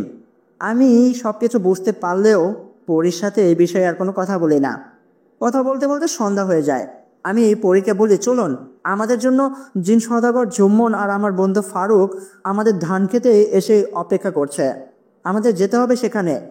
পরীকে নিয়ে আমি বাড়ির বাইরে চলে আসি আর হাঁটা দিই ধান ক্ষেতের উদ্দেশ্যে। ধান ক্ষেতের কাছে আসতেই আমরা দেখতে পাই ধান ক্ষেতের মাঝে দাঁড়িয়ে আছে আমার বন্ধু ফারুক, আর তার পাশেই দাঁড়িয়ে আছে জিন সওদাগর জুম্মন। আমি আর পরী তাদের দিকে এগিয়ে যাই আর তাদের দুইজনকে একটি সালাম দেই, আসসালামু আলাইকুম ওয়া রাহমাতুল্লাহি ওয়া বারাকাতুহু। তারা দুইজনে আমাদের সালামের উত্তর নেয়। জিন সওদাগর আয়শা পরীর কাছে জানতে চায়, কি ব্যাপার, তোমাকে দেখে তো এখন পুরোপুরি সুস্থ মনে হচ্ছে, এক রাতের ভেতরেই এত সুস্থ কি করে হলে শুনি? আয়শা পরী জিন সওদাগরকে বলল, সিরাজ আমাকে গতকাল রাতে যেভাবে যত্ন করলো আর চিকিৎসা করলো, কি করে সুস্থ না হয়ে থাকে, তার কারণেই এত দ্রুত সুস্থ হতে পেরেছি সওদাগর। জুম্মন সওদাগর আমাকে বলল, আমি জানি সিরাজ তুমি খুব ভালো একটা ছেলে, কারণ তুমি ফারুকের বন্ধু। যেমন ভালো ফারুক, তেমনই ভালো তুমি। আর হ্যাঁ, গতকাল রাতে তোমাদের উপরে যেই খারাপ জিনটা আক্রমণ করেছিল, তাকে আমার সাথীরা হত্যা করেছে। সেই জিনটার কাজই ছিল এটা, সে কোনো পরী কিংবা মানুষের মেয়েকে একা পেলেই তার সাথে সহবাস করার চেষ্টা করত। সে পরীদের সাথে সহবাস করত। গতকাল রাতে তুমি যখন তোমার বোনের সন্ধানে এই ধান ক্ষেতের পাশ দিয়ে যাচ্ছিলে, তখন সে খারাপ জিনের নজর পড়ে তোমার উপরে, আর তোমার উপরে সে ঝাঁপিয়ে পড়ে সহবাস করার জন্য। সময় মতো যদি ফারুক আর সিরাজ তোমার কাছে না আসতো আর সে জিনটিকে তোমার উপর থেকে না সরাতো, তাহলে তোমার ইজ্জত সে কেড়ে নিত। যাক, বাদ দাও, আল্লাহ যা করে ভালোর জন্যই করে। আর গতকাল ফারুক আমাকে তোমার বোনের বিষয়ে সব কিছু বলেছে। আমি আমার সকল সাথীদের আদেশ করেছিলাম যেন তোমার বোনের খোঁজ খবর নিয়ে আসে।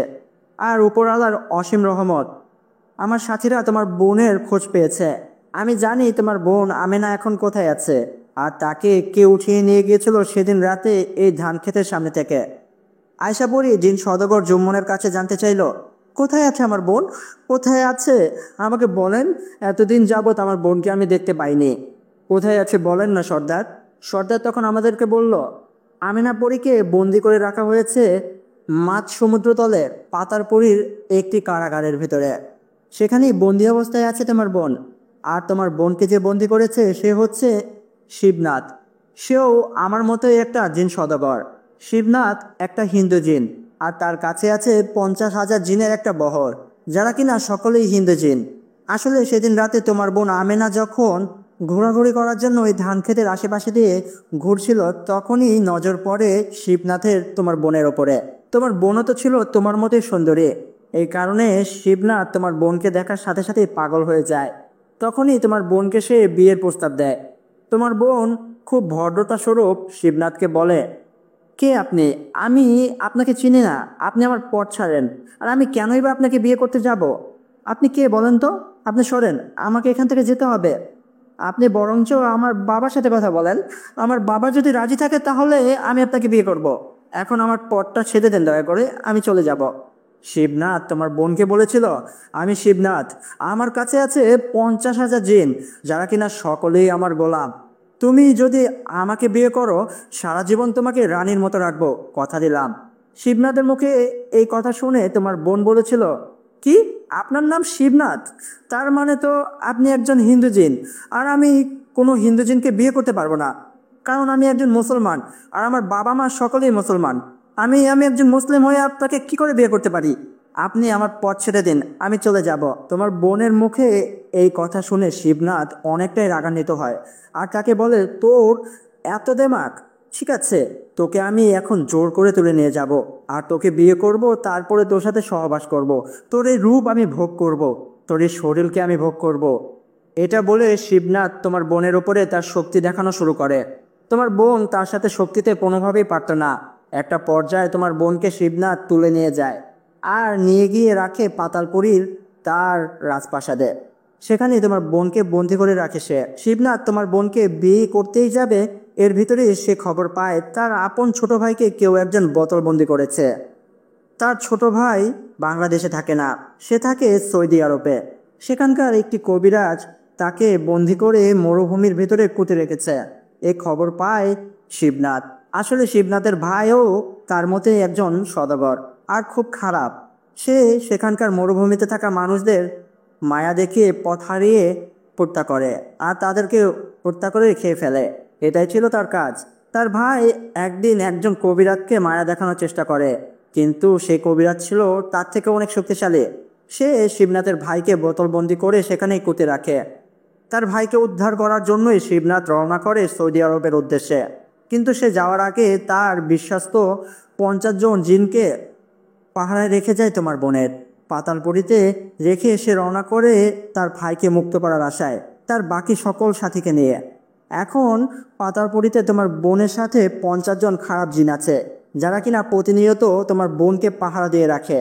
তবে ভয় পেও না, তারা কেউ তোমার বোনের সাথে কোনো ধরনের খারাপ আচরণ করে না, কারণ তাদের বিশ্বাস একদিন না একদিন শিবনাথ আবারও প্রাসাদে ফিরে আসবে। আর যদি সে দেখে তোমার বোনকে তারা কোনো ধরনের খারাপ করার চেষ্টা করেছে, তাহলে শিবনাথ তাদের হত্যা করবে। এই ভয়েতেই তারা তোমার বোনের সাথে কোনো খারাপ কাজ করে না, তারা তোমার বোনকে শুধু পাহারা দিয়ে রেখেছে। তবে আয়শা, তুমি চাইলে তোমার বোনকে উদ্ধার করতে পারবে। তুমি আগামীকালই সিরাজকে নিয়ে পাতালপুরীর উদ্দেশ্যে রওনা করবে। তুমি যাবে সেখানে আর তোমার বোনকে উদ্ধার করে নিয়ে আসবে। আয়শা পরে জিন সওদাগরের কাছে জানতে চাইল, সদাগর, আমরা তো 2 জন মাত্র, আমরা কি করে সেই 50 জন খারাপ জিনের সাথে পারবো? আর কি করে আমার বোনকে মুক্ত করে নিয়ে আসবো? সদাগর তখন আমাদেরকে বলল, চিন্তা নেই, আমি আমার সাথীদের থেকে 200 জন ভালো ও শক্তিশালী জিনকে তোমাদের সাথে পাঠাচ্ছি। তবে তোমরা একটা কথা মনে রেখো, তোমরা সেই 50 জনকে হত্যা করবে না। কারণ তোমরা যদি সেই 50 জনকে হত্যা করো, তাহলে তাদের মহারাজ শিবনাথ যদি কখনো না কখনো ফিরে আসে, তারা তোমাদেরকে খুঁজে তোমাদের ক্ষতি করার জন্য অনেক চেষ্টা করবে। তোমরা শুধু সেই 50 জনকে মৃত্যুর ভয় দেখিয়ে তোমার বোনকে মুক্ত করে নিয়ে আসবে। পরি বলে, ঠিক আছে সর্দার, আপনি যেমনটা বলবেন আমরা তেমনটাই করব। আমরা তাদের কোনো ক্ষতি করব না, শুধু ভয় দেখিয়ে আমার বোন আমেনাকে পাতালপুরীর থেকে মুক্ত করে নিয়ে আসব। তবে সর্দার, আমার বোন তো এখন আছে পাতালপুরীর গভীর সমুদ্রতলে, আমরা সেখানে কি করে যাব? সর্দার বলে, তোমার কাছে না একটা রূপার কাঠি আছে, জাদুপরি কাঠি? প্রত্যেকটা পরীর কাছেই তো থাকে, তোমার কাছেও আছে নিশ্চয়ই। পরী বলল, হ্যাঁ আছে তো। সর্দার বলল, তোমার রূপার কাঠিটা বের করে আমার কাছে দাও তো। আয়শা পরী সর্দারের কথা মতো তার জাদুর মাধ্যমে তার রূপার কাঠিটা হাতে নিয়ে আসে আর সর্দারের হাতে তুলে দেয়। সর্দার জাদুর কাঠিটা এক হাতে নেয়, তারপরে সে চোখ বন্ধ করে আরেকটি হাত সামনে এনে কি একটা পড়তে শুরু করে। আমরা সকলেই দেখতে পারি সর্দারের হাতে খুব সুন্দর একটা সোনার তলোয়ারই চলে আসে। সেই তলোয়ারিটি আর কাঠিটি সর্দার আমার হাতে তুলে দেয়। সর্দার আমাকে বলে, এই দুটি তোমার কাছে রাখো সিরাজ, এটি হচ্ছে জাদুর কাঠি আর এটি হচ্ছে জাদুর তলোয়ারি। এই দুটি খুবই শক্তিশালী, এই দুটি তোমার কাছে রাখবে। আর গতকাল তোমরা রওনা করবে কক্সবাজারের উদ্দেশ্যে। সেখানে গিয়ে তুমি এই দুটি জিনিস 2 হাতে নিয়ে বলতে শুরু করবে, হে জাদুর তলোয়ারি ও জাদুর কাঠি, তোমরা একত্রিত হয়ে আমাকে একটি জাদুর নৌকা এনে দাও। তাহলে দেখবে পানি থেকে ভেসে উঠবে একটি জাদুর নৌকা, আর সেটাতে করেই তোমরা সকলে রওনা দেবে পাতালপুরীর উদ্দেশ্যে। আমি সর্দারকে জানাই, ঠিক আছে সর্দার, আপনি যেমনটা বলেছেন আমরা তেমনটাই করব। আমরা আগামীকালই যাব কক্সবাজারে, সকাল সকালই রওনা দিয়ে দেব, আর আপনি যেখানে বলবেন সেখানেই যাব। তখন পরি সর্দারকে বলে, সর্দার একটা বিষয় জানার খুব ইচ্ছে হচ্ছে। সর্দার বলল, কি বিষয় বলো? পরি বলে, আমার বাবাও তো একজন জিন, কিন্তু তার কাছে তো কখনো এই ধরনের জাদুর সোনার তলোয়ারি দেখিনি। সর্দার তখন পরীকে জানায়, এই ধরনের সোনার তলোয়ারি সকল জিনের কাছে থাকে না, শুধুমাত্র কিছু কিছু বড় বড় জিন সম্রাটদের কাছেই এই শক্তিশালী তলোয়ারিটি থাকে। আয়শা পরি বলে, হ্যাঁ বুঝতে পারলাম কেন আমার বাবার কাছে এই তলোয়ারিটি নেই, কারণ সে তো কোনো জিন সদাবার না। সর্দার আমাদেরকে বলে, বিশ্বাস করো, আমি যদি পারতাম তাহলে তোমাদেরকে না পাঠিয়ে আমি যেতাম, কিংবা তোমাদের সাথে আমি যেতাম। তবে আমি একটি জিন রাজা, আর আমার আন্ডারে আছে 1 লক্ষ জিন, তাদের সকলের দায়িত্বই তো আমার কাঁধে। আমি যদি যাই তারা পথ হারিয়ে ফেলবে, তাই আমার রাজ্য ছেড়ে বের হওয়ার কোনো রাস্তা নেই, এ কারণে আসতে পারলাম না। তখন ফারুকও বলে, আমাকেও তোমরা মাফ করো, আমিও তোমাদের সাথে আসতে পারলাম না, কারণ গতকাল রাতে আমি ভালোই আঘাত পেয়েছি। দেখো, আমার হাতটা পুরোপুরি ভেঙে গেছে, ডক্টর বলেছে আমি যেন ঘর থেকে বাইরে কোথাও না যাই। আমি আর পড়ি তাদেরকে বলি, আপনারা চিন্তা করবেন না, আপনারা আমাদেরকে অনেক সাহায্য করেছেন, এই ছোট কাজটি আমরা করতে পারবো। তাছাড়া সর্দার, আপনি তো বলেই দিয়েছেন আমাদেরকে কি করতে হবে। তাছাড়া আপনার 200 জন সাথী তো আমাদের কাছে আছে, আমরা এই কাজটি করতে পারবো, আপনি চিন্তা করবেন না। আমি ফারুককে বলি, দোস্ত তুই মন খারাপ করিস না, আমি জানি তুই আমার বড় ভাইয়ের মতো, তুই যদি সুস্থ থাকতে সবার আগে তুই আমার সাথে আসতে, আমাকেও পাঠাতি না, তুই কোনোভাবেই চাইতি না আমার কোনো বিপদ হোক। তুই চিন্তা করিস না বন্ধু, আমি আর পরি মিলে এই কাজটি সম্পূর্ণ করব, আমরা ঠিকভাবে আবার ফিরে আসব। ফারুক আর জিন সর্দার বলে, ঠিক আছে, তাহলে আজকের জন্য আমরা আসি। এটা বলে তারা আমাদের থেকে বিদায় নিয়ে চলে গেল বাড়ির উদ্দেশ্যে। আমি পরীকে নিয়ে আমার ঘরে আবারও ফিরে আসি, আর রাতে বাবার সাথে খাওয়া দাওয়া করে ঘরে ফিরে এসে দরজাটা লাগিয়ে দেই। আমি আমার জন্য খাটের নিচে আরেকটি বিছানা করতে শুরু করি, আর পরীকে খাটে শোয়ার জন্য বলে। পরী তখন আমাকে বলে, বিয়ের পরেও কি আমি খাটে শোবো আর আপনি নিচে শোবেন? আমি তাকে বলি, বিয়ের পরে মানে আপনি কি বলতে চাচ্ছেন আমি বুঝতে পারছি না। পরী বলে, কিছু না কিছু না, আপনি ঘুমান তো। এটা বলে পরী কিছুটা লজ্জা পায় আর অন্য পাশ হয়ে ঘুমিয়ে পড়ে। আমি বুঝতে পারি পরী কি বলতে চাচ্ছে, আমিও অনেকটা লজ্জা পেয়েছিলাম, তাই আমি আমার মতো করে খাটের নিচে শুয়ে পড়ি।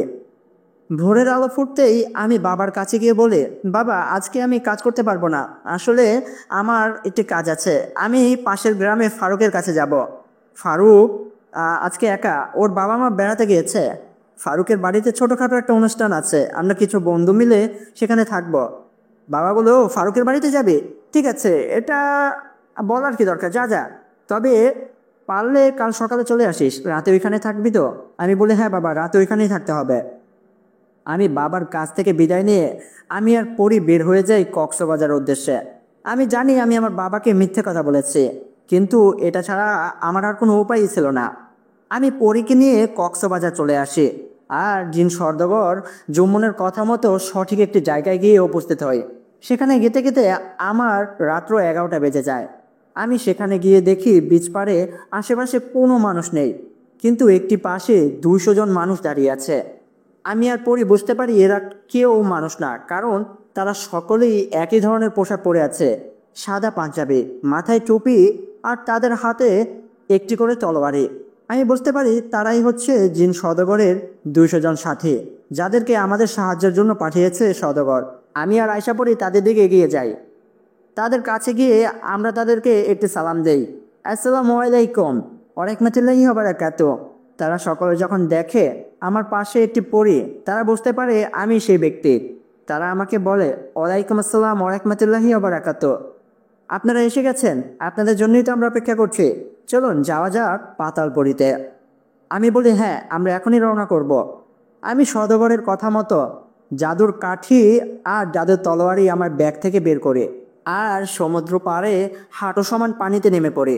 আমার 2 হাতে 2টি জাদুর জিনিস নিয়ে আমি বলি, জাদুর কাঠি ও জাদুর তলোয়ারি, আমাকে একটি জাদুর নৌকা এনে দাও, যেটাই করে আমরা পাতালপুরীতে যেতে পারবো। তখনই আমাদেরকে অবাক করে দিয়ে সেই 2টি জিনিস একত্রভাবে মিলে যায় আর পানিতে একটা ঝাঁপ দেয়। কিছুক্ষণ পর পানির নিচ থেকে ভেসে ওঠে সেই জাদুর নৌকা। নৌকাটি দেখতে খুবই অদ্ভুত, পুরোপুরি সোনার তৈরি এই নৌকাটি। আমরা সকলে সেই নৌকার উপরে উঠে বসি। নৌকাটি চড়তে শুরু করে আর আস্তে আস্তে পানির নিচে তলিয়ে যাচ্ছিল। আমি পরীকে বলি, পরী, আমরা তো পানির নিচে শ্বাস নিতে পারবো না, আমরা কি করে পানির নিচে থাকবো, আমরা মারা যাব না তো? পরী আমাকে বলে, বিশ্বাস রাখো সওদাগরের ওপরে, জিন সওদাগর যেহেতু বলেছে এই নৌকায় আমাদের পাতালপুরীতে নিয়ে যাবে, তাহলে অবশ্যই নিয়ে যাবে, আমাদের কিছু হবে না। তখনই অবাক করে দিয়ে নৌকাটির চারিপাশ দিয়ে কাচের একটি বাক্সে রূপান্তরিত হলো, যাতে আমরা ডুবে না যাই আর আমরা নিঃশ্বাস নিতে পারি। অদ্ভুতভাবে সেই বাক্সের ভিতরে আমরা সকলেই অক্সিজেন পাচ্ছিলাম আর নিঃশ্বাসও নিতে পারছিলাম। সেই নৌকাটি পানির নিচ দিয়ে চলতে শুরু করলো তার গন্তব্য স্থানে, পাতালপুরীর দিকে। 2 ঘন্টা নৌকাটি চলার পর একটি জায়গায় এসে থেমে গেল। আমরা দেখতে পেলাম এই জায়গার আশেপাশে কোনো পানি নেই। এই জায়গাটি পানির নিচে থাকার পরেও চারিপাশের পানি এই জায়গার ভেতরে প্রবেশ করতে পারছে না। আমি বুঝতে পারলাম এটাই হচ্ছে পাতালপুরী। আমরা সকলেই নেমে পড়লাম আর সেখানে উপস্থিত হলাম। এই জায়গাটার আশেপাশে অনেক সুন্দর সুন্দর গাছপালা আছে, যেখান থেকে আমরা নিঃশ্বাসও নিতে পারছি। খুবই অদ্ভুত একটা জায়গা। পানির নিচে থাকার পরেও চারিপাশের পানিগুলো ওই জায়গার পাশ দিয়ে ঘুরছে, কিন্তু ওই জায়গার ভেতরে প্রবেশ করতে পারছে না। পরী আমাকে বলে, চলো আমরা পাতালপুরীর ভিতরে প্রবেশ করি। এটা অনেক বড় একটি জায়গা ছিল। আমরা অনেক কষ্ট করে সেখানকার রাজপ্রাসাদ খুঁজে বের করি। রাজপ্রাসাদের বাইরে 20 জনের মতো খারাপ জিন পাহারা দিচ্ছিল। আমাদের সাথে থাকা 200 জন জিন আমাদের বলে, তোমরা আর এগিয়ে যেও না, আমরা দেখছি কি করা যায়। আমরা তাদের কথা মতো সেখানে দাঁড়িয়ে পড়ি। তারা তাদের কাছে গিয়ে কথা বলতে শুরু করে। তাদেরকে দেখে সেই 20 জন খারাপ জিন তাদেরকে বলে, তোমরা এখান থেকে চলে যাও, তোমাদের সাহস তো কম না, তোমরা পাতালপুরীতে আসার দুঃসাহস দেখিয়েছ। আমাদের সম্রাট যদি শিবনাথ জানতে পারে তাহলে তোমাদের সকলকে হত্যা করবে। তখন আমাদের সাথীরা তাদের বলে, শিবনাথ এখন এখানে নেই, আমরা জানি, আর তোমাদের বন্দি অবস্থায় আছে একটি পরী, যার নাম কিনা আমেনা, আমরা তাকে উদ্ধার করতে এসেছি, সরে যাও আমার পথ থেকে, নয়তো আমরা তোমাদেরকে হত্যা করব। তারা বলে, না না, আমরা সরব না। তখন সেই 20 জন তার বাকি সাথীদের ডাকতে শুরু করে, আর আমি দেখতে পাই মহলের ভেতর থেকে আরও 30 থেকে 40 জন খারাপ জিন এসে একত্রিত হয় আর আমাদের সকলকে বলে, চলে যাও এখান থেকে। কিন্তু আমাদের 200 জন তাদেরকে অনেক বোঝানোর চেষ্টা করে, কিন্তু তারা বুঝতে চায় না। তাদের 50 জনের ভিতরে 3 জন এগিয়ে এসে আমাদের 200 জন সাথীদের ভিতরে একজনকে হত্যা করে। এটা দেখে আমি খুব রেগে যাই। আমি তাদেরকে বলি, হত্যা করো তাদের, যা হবে পরে দেখা যাবে। আমার আদেশ পেয়ে বাকি 200 জন সাথী সেই 50 জনের উপরে হামলা করে, সহজেই তাদের সকলকে হত্যা করে। তারা আমার কাছে এসে বলে, কিন্তু সওদাগর তো বলেছিল যেন আমরা কাউকে হত্যা না করি, শুধু ভয় দেখাই আর তাদেরকে বোঝানোর চেষ্টা করি। আমি তাদেরকে বলি, তাহলে আমরা কি করতাম বলো? তার মানে কি আমাদের সাথীদের তারা এক এক করে হত্যা করবে আর আমরা শুধু তাদেরকে বোঝাবো? যা হবে আমি পরে দেখে নেব। আমি জিন সর্দার জুম্মনের সাথে কথা বলবো, তোমরা এটা নিয়ে চিন্তা করো না। আমরা সকলে পাতালপুরীর রাজপ্রাসাদে প্রবেশ করি আর কারাগারে গিয়ে আমেনা পরীকে উদ্ধার করি। আমেনা পরীর সাথে দেখা করতে আসে আয়শা পরী। আয়শা পরীকে দেখে আমেনা পরী কান্না করে দেয় আর বলে, বোন বোন তুই এখানে, তুই এসেছিস আমাকে বাঁচাতে। আমেনা পরীর কাছে গিয়ে আয়শা পরী তাকে জড়িয়ে ধরে আর বলে, বোন তুই চিন্তা করিস না, আমি চলে এসেছি, আমি তোকে এখান থেকে উদ্ধার করে নিয়ে যাব, চল চল এখান থেকে। আমরা আমেনা পরীকে কারাগার থেকে মুক্ত করি আর তাকে নিয়ে আবারও জাদুর নৌকায় করে কক্সবাজারের বিচে ভেসে ওঠে। আমাদের আস্তে আস্তে ভোর হয়ে যায়, চারিপাশে ফজরের আজান দিচ্ছে। নৌকাটি আবারও নৌকার আকৃতি বদলে একটি জাদুর কাঠি আর একটি জাদুর তলোয়ারি হয়ে আমার হাতে চলে আসে। আমি জাদুর কাঠিটা পরীর হাতে তুলে দেই। আয়শা পরীকে দিয়ে বলি, এটা তো তোমার জিনিস, তোমার কাছেই রাখো। আর জাদুর তলোয়ারিটি আমরা জিন সওদাগরকে দিয়ে দেব। চলো এখন আমাদের যাওয়া যাক। সেই 200 জন সাথী আমাদেরকে বলে, তোমরা তাহলে চলে যাও, আমরা তো এখানেই থাকি, এই কক্সবাজারেই। আমি তাদের বলি, মানে কি তোমরা এখানেই থাকো? তখন তারা আমাকে বলে, দেখো জিন সওদাগর জুম্মন অনেক বড় একজন সওদাগর, কিন্তু তার মনে কোনো অহংকার নেই। তার পুরো বাংলাদেশেই তার সাথীরা আছে। আমিও আমার সকল সাথীরা এই কক্সবাজারেই থাকি। তাছাড়া বাংলাদেশের প্রত্যেকটা জেলায় জিন সওদাগর জুম্মনের লোক আছে। তোমরা ফিরে যাও, আমাদের বাড়ি এখানে। আমি আয়শা পরী আর আমেনা পরী তাদের থেকে বিদায় নেই আর তাদের বলি, আপনাদের অসংখ্য ধন্যবাদ। তারপরে একটি বাসে করে আমরা আমাদের বাড়িতে ফিরে আসি। আমি আয়শা পরীকে বলি, যাও, তুমি অনেকদিন পরে নিজের বোনের সাথে মিলিত হয়েছ। তুমি আমেনা পরীকে নিয়ে পরীদের দেশে যাও আর তোমার বাবা মাকে দেখিয়ে দাও তুমি তোমার বোনকে উদ্ধার করতে পেরেছ। আয়শা পরী আমাকে বলে, আমি আবার ফিরে আসবো তোমার কাছে, আমি তোমাকে কথা দিলাম আজকে রাতে আমি ধান খেতে তোমার সাথে দেখা করতে আসব। আমি বলি, ঠিক আছে, আমি তোমার অপেক্ষায় থাকব। তখন আমিনা পরীকে নিয়ে আয়শা পরী চলে গেল পরীদের দেশের উদ্দেশ্যে। আমিও বাড়িতে চলে আসি। বাবা আমাকে দেখে বলে, কিরে কেমন চললো তোদের অনুষ্ঠান? আমি বলি, বাবা অনেক ভালো চলেছে। আমি বাবার সাথে কাজ করতে বের হয়ে যাই আর সারাদিন ধান খেতে কাজ করে বিকেলবেলায় আমি চলে যাই আমার বন্ধুর সাথে দেখা করতে। আমি ফারুকের সাথে দেখা করে তাকে সব কিছু খুলে বলি। এটাও বলি আমি সেই 50 জনকে হত্যা করেছি, আমার আদেশেই আমার সাথীরা তাদেরকে হত্যা করেছে। দোস্তি বিশ্বাস কর, আমি এমনটা করতে চাইনি, কিন্তু সেই 50 জন জিন কোনোভাবে কথা শুনতে চাচ্ছিল না। সে আমাদের সাথীকে হত্যা করেছে, একজন সাথীকে, এই কারণেই আমি আদেশ করেছিলাম। ফারুক আমাকে বলে, ঠিক আছে ঠিক আছে, এটা নিয়ে এত চিন্তা করিস না, তুই বাড়ি ফিরে যা, আমি রাতে জিন সওদাগরকে নিয়ে ধান খেতে আসবো, আর তোর আর পরীর সাথে কিছু কথা আছে সেগুলো বলবো। আমি বলি, ঠিক আছে বন্ধু, রাতে দেখা হচ্ছে। আমি ফারুকের থেকে বিদায় নিয়ে বাড়িতে চলে আসি আর রাতের বেলায় খাওয়া দাওয়া করে ধান খেতে আসি। ধান খেতে এসে আমি দেখি আমি যে জায়গাটায় বসে থাকতাম সেখানে বসে আছে আয়েশা পরী। তবে আয়েশা পরী আজকে পরী রূপে আমার সাথে দেখা করতে এসেছে। সেই লাল টকটকে জামাটা পরে আর তার পেছন দিয়ে দুটি টানা হাতে জাদুর কাঠে। আমি আয়েশা পরীর পাশে গিয়ে বসি। পরী আমাকে বলে, বলেছিলাম না আজকে রাতেই তোমার সাথে দেখা করতে আসবো? তুমি জানো আমার বোনকে ফিরে পেয়ে পরীদের জগতে সকলে অনেক খুশি হয়েছে। বাবা মা তো বিশ্বাসই করতে পারেনি আমি আমার বোনকে উদ্ধার করে আনবো। সবটাই তোমার জন্য হয়েছে, অনেক ধন্যবাদ তোমাকে সিরাজ। আমি পরীকে বলি, আপন মানুষকে কখনো ধন্যবাদ দিতে নেই, আমি যা করেছি তোমাকে ভালোবেসে করেছে। পরী আমাকে বলে, আমি জানি তো, আমিও তোমাকে অনেকটাই ভালোবাসি সিরাজ। কখনো বলা হয়নি, কিন্তু এখন তুমি বলছো তাই আমিও বলছি, আমি তোমাকে বিয়ে করতে চাই। আমি বলি, সত্যি তুমি আমাকে বিয়ে করবে? সে বলে, হ্যাঁ আমি তোমাকে বিয়ে করতে চাই। আমি আজই আমার বাবা মার সাথে কথা বলবো তোমার আর আমার বিয়ের বিষয়ে। আমি যে কি খুশি হই, একটি পরীকে আমি বিয়ে করব। এর ভিতরেই আমাদের নাকে একটি ঘ্রাণ ভেসে আসে, বেলি ফুলের ঘ্রাণ। আমি আর আয়শাপুরি বুঝতে পারি তারা চলে এসেছে। আমি ঘুরে তাকিয়ে দেখি জিন সওদাগর জুম্মন আর তার পাশে আমার বন্ধু ফারুক। জিন সওদাগর আমাকে বলে, সিরাজ, তুমি যেটা করেছো সেটা হয়তোবা আমার আদেশের অমান্য করেছো, কিন্তু তুমি মোটেও ভুল কাজ করনি। তুমি যদি তখন সেই আদেশটা না দিতে, সেই 50 জন আমার সকল সাথীকে হত্যা করতো। আমার সাথীরা কখনোই সেটার প্রতিবাদ করতো না, কারণ তাদের আমি আদেশ করেছিলাম। আমি এটাও তাদের আদেশ করেছিলাম, যতক্ষণ না তুমি তাদের অন্য কোনো আদেশ না দিচ্ছ, তারা যেন তাদের উপরে কোনো আক্রমণ না করে। তোমাকে অনেক ধন্যবাদ। তবে এখন তোমাদের একটি বিপদ আছে। শিবনাথ যদি বেঁচে থাকে, সে অনেকদিন যাবৎ ফিরে আসেনি, এটা ঠিক। তার সাথে কি হয়েছে সেটা আমি বলতে পারছি না, কিন্তু সে যদি বেঁচে থাকে আর ফিরে আসে, তাহলে তোমাকে আর আয়শাপরীকে সে হত্যা করার জন্য লেগে যাবে। তোমরা একটু সাবধানে থেকো। তাছাড়া আমি আমার সাথীদের থেকে 100 জন সাথীকে তোমার বাড়ির আশেপাশে পাহারায় লাগিয়ে দেব। জানো, সেই শিবনাথ তোমার বাড়ির আশেপাশে আসার সাথে সাথে আমি খবর পেয়ে যাই। চিন্তা করো না, আমি সব সময় তোমাদের সাথে থাকব।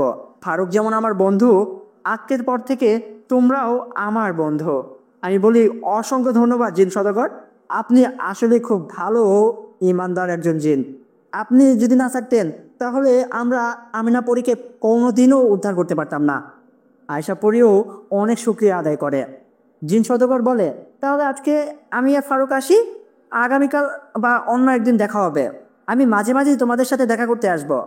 আমি বলি, ঠিক আছে, আল্লাহ হাফেজ, আসসালামু আলাইকুম ওয়া রাহমাতুল্লাহি ওয়া বারাকাতুহু। তারা দুজন আমাদের সালামের উত্তর নিয়ে চলে যায়, আর আমরা আবারও বসে পড়ি। আমি পরীর বলে মাথা রেখে শুয়ে পড়ি আর বলি, তুমি জানো, তুমি আমার বউ হয়ে আসার পরে আমি প্রতি রাতে তোমার কোলে এভাবে শুয়ে থাকবো, আর তোমার সাথে মিষ্টি মিষ্টি কথা বলবো, আর রাতটা এভাবেই পার করে দেব। এভাবেই আমাদের ভালোবাসার দিনগুলো চলে যাচ্ছে, কিন্তু মনের ভিতরে একটা ভয় রয়ে যাচ্ছে, কোনোদিন ফিরে আসবে না তো শিবনাথ?